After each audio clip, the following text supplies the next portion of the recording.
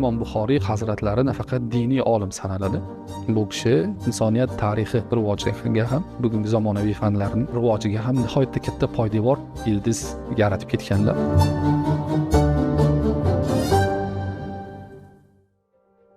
Nestled 25 kilometers from Samarkand, the historic Silk Road city, the village of Hartang is home to the resting place of Imam al-Bukhari, one of the most revered scholars in the Muslim world, which has welcomed pilgrims for centuries. Originally built in the 16th century, after Uzbekistan gained independence, the site was restored as a national tribute to Imam al-Bukhari, with a new complex completed in 1998 by master craftsmen from across the country. Imam al-Bukhari's name is synonymous with knowledge and faith. Today Samarkand is restoring the sacred place to honor his legacy for a new generation of visitors and scholars. Uzbekistan has renewed and expanded this site, not to replace the past, but to preserve it and welcome a growing community of worshippers, scholars, and international guests. Imom Buxoriy hazratlari Buxoroy sharifda milodiy 810-yilda tavallud topganlar. Asosiy o'ziga xos jihati 16 yoshidayoq Buxoro olimlarining barcha kitoblarini yod olganliklari va 70 ming hadisni roviylari bilan yodlab olganlik. Islom olamida eng mashhur asari esa Al-Jomi as-Sahih asari, ya'ni payg'ambarimiz Muhammad alayhissalomning muborak so'zlarini, nasihatlarini o'zida mujassam qilgan. Its portals and roofs are adorned with Quranic verses and hadith, inviting visitors to reflection and knowledge.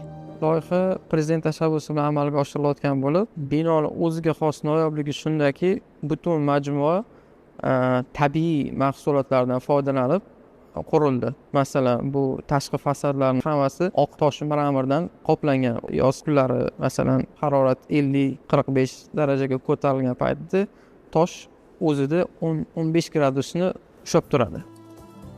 Today, the complex spans 44 hectares. 4 minarets frame the grounds.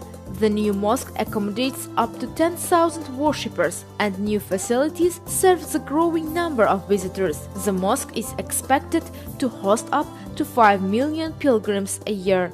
Oxirgi yillarda mana shu Qurbon hayit namozlarida, Ramazon hayitlari namozlarida shunchalik ko'p namozxonlar buyurishdiki, oldingi majmuamiz shunga talabga javob bera olmay qoldi. Majmuamizning atrofida 1000 kishilik toratxona bo'ldi.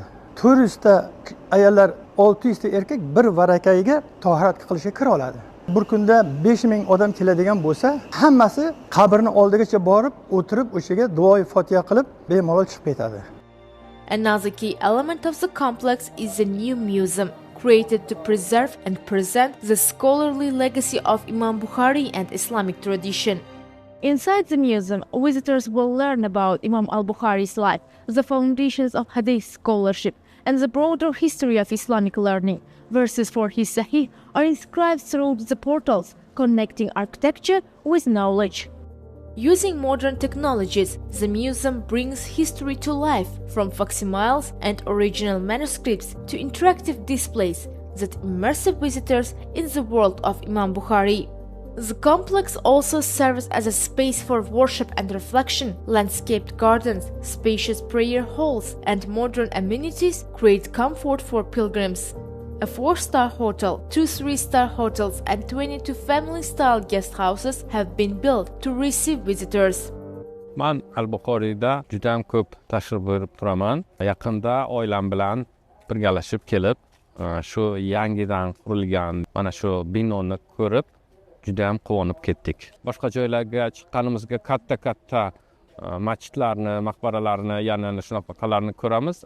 O'zimizga bo'lgandan juda ham xursand bo'ldim. Bu joyga kelgan insonlarning hamisha mushkullari oson bo'lib, qalbingiz poklanadi deb. Avvallari bu joylar kichikroq edi. Hozir mana prezidentimiz tashabbuslari bilan bu majmua juda ham chiroyli, ko'rkam, obod bo'libdi.